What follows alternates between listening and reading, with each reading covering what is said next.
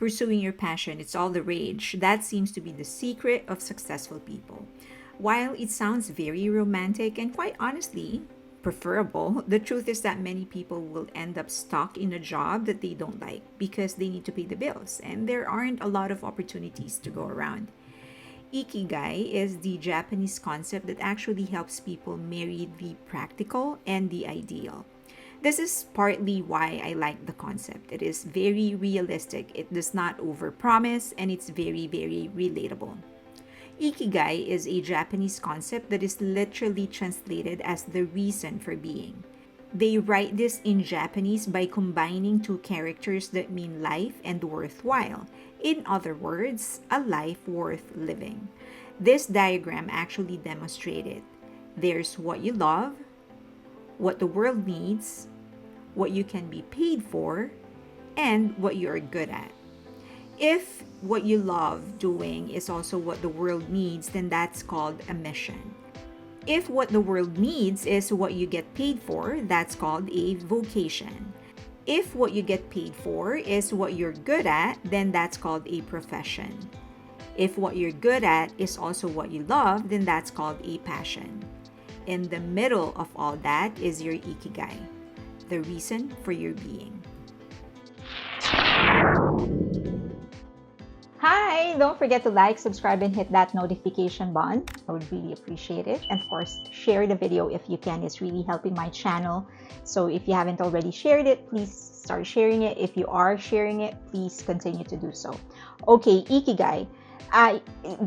I've been studying a lot of different concepts, especially from Asian countries, life principles, some stuff about their faith, how their faith affects their lives. And Ikigai is something that really spoke to me, primarily because it's very, very practical. It doesn't tell you to give up everything that you do in order to make a living so that you can pursue your passion. It doesn't do that. It's very, very practical. All it is saying is that in the intersection of what you love, what you're getting paid for, what the world needs, and what you're good at, you will find that kind of life that will be your purpose, that will be the essence of your being. In the intersection, it's not asking you to give up your work, it's not asking you to whatever, it's just telling you in between all of that you will find the kind of life that you will find worth living. Okay, let's get to the video.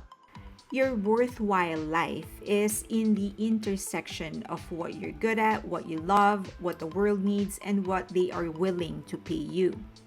Pay attention to how the source of living is actually a major factor in your life. It does not propose that you give up everything that you have just so you can pursue your passion, or that you forget about your job because you want to do something that will allow you to make an impact. Your passion or the impact you could possibly make is not the reason for your being. It says that having the ability to pay the bills is just as important as doing something that you love. You need all four. And once you find all four, you are a step closer to living a worthwhile life. Those four things, however, don't have to be the same things. As I've mentioned in the beginning, many will end up getting stuck in a job that they don't like. Ikigai does not propose that you leave your job, at least not until you find a viable alternative. It proposes that you actually appreciate what it allows you to do. It allows you to pay your bills, secure your future, afford some luxury, and others. A Japanese friend told me about her employee's household help. Let's call her Lara. Lara actually didn't like being a household help in the beginning, and that's why she started studying. Halfway through, however, she realized that if she continued her studies, she would rack up student debt, which she will end up having to pay for the rest of her life, or at least majority of it.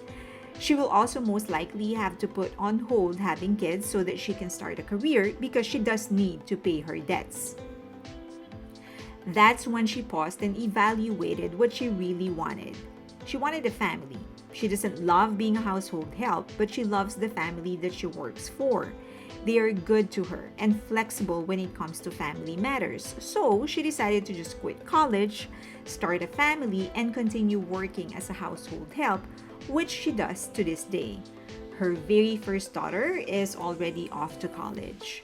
Being a household help is not her passion, but it is what she gets paid for. She's able to prioritize her family, and it allows her to do the things that she wants to do with her family. That is her vocation. Her husband and her kids, those are her passion. She just developed the ability to appreciate what the work gives her, and that is money to support her family and the flexibility in time, so she never misses anything important in her family life. The life that she lives, that is her ikigai. However, what you are passionate about may be connected to what will make you money. Steve Jobs is a perfect example. He is known as a revolutionary tech entrepreneur, which isn't wrong, but also not 100% right. Jobs loves craftsmanship, of the Japanese specifically. He studied calligraphy and fell in love with the simple sophistication of Japanese aesthetics. Those are the same principles he applied to the iPhone: clean and simple design. Technology isn't his passion. He just found a way to express his passion into something that is profitable. I also had the pleasure of interviewing a venture capitalist, Jay Levy. He invests in startup software companies. Software isn't his passion. Learning is. He loves learning new things, technology, processes, ideas, and others. He just found a way on how to make money while he still learns. I also interviewed the owner of a lawn mowing app. This is his second one. The first one he sold for like $10 million. Lawn mowing is not his passion. Success is. Ikigai actually doesn't dwell on happiness, it dwells on peace. And I think I read this book titled Ikigai, The Secret to a Long Happy Life, I think. And it was written by non-Japanese people. And I feel like one of the fundamental errors they had is that they pegged it on long life and happiness, when in fact, Ikigai in its essence doesn't really talk about long life or happiness. It's talking about a life worth living. And if you talk to many Japanese people, what they talk about is actually peace. That's what you should be chasing, not happiness, because happiness is very temporary. I remember Stray Kids member Han.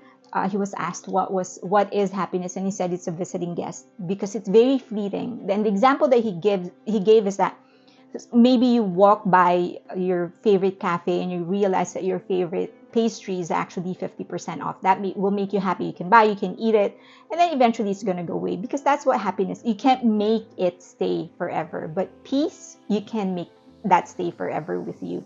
If you have peace, even if you're going through something, even if you're sad, for as long as you are at peace, you should be okay. You could cry, you could do whatever, but if you're at peace, you should be okay.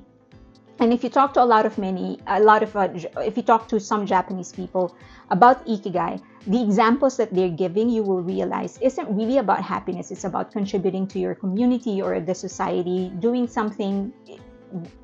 anything with giving your best in anything that you do, striving to be able to leave behind something beautiful, whether it's a plant that you planted, or a painting, or whatever it is, but it's something essential and beautiful.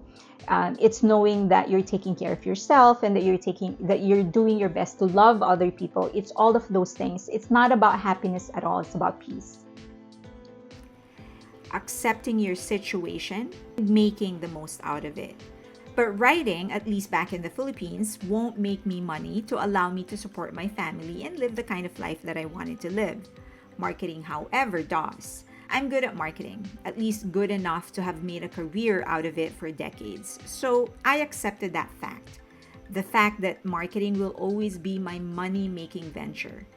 As soon as I accepted that, I was able to adjust things so that I'm still able to pursue writing and also provide my family a good life.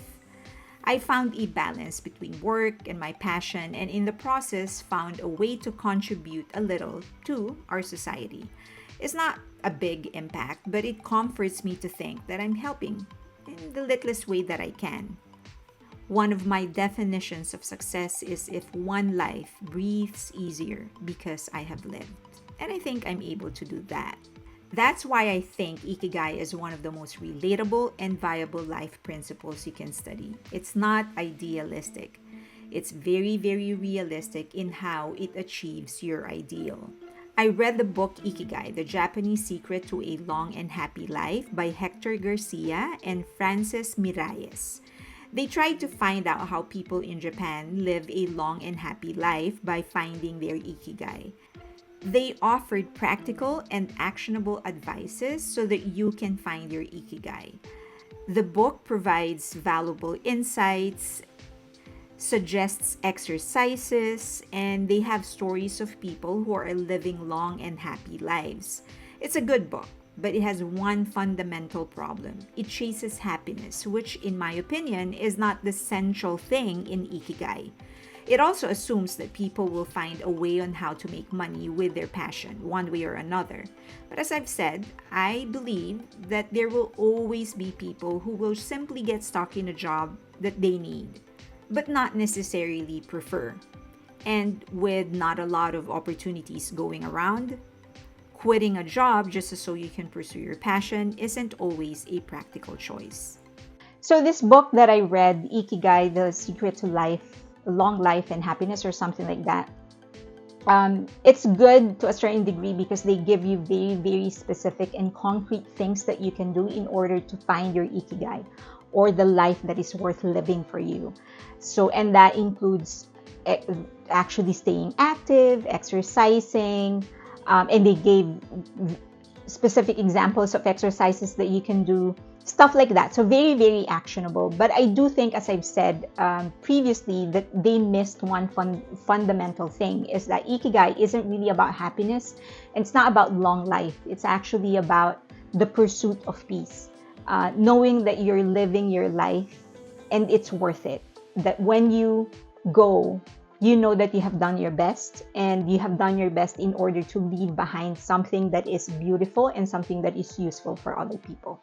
So I wouldn't recommend that book as your intro to Ikigai. I would link some other books that you can read and some other literature that you can read about Ikigai.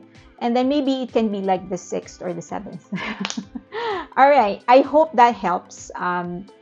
The Japanese culture and their way of living is actually full of beautiful wisdom and useful wisdom.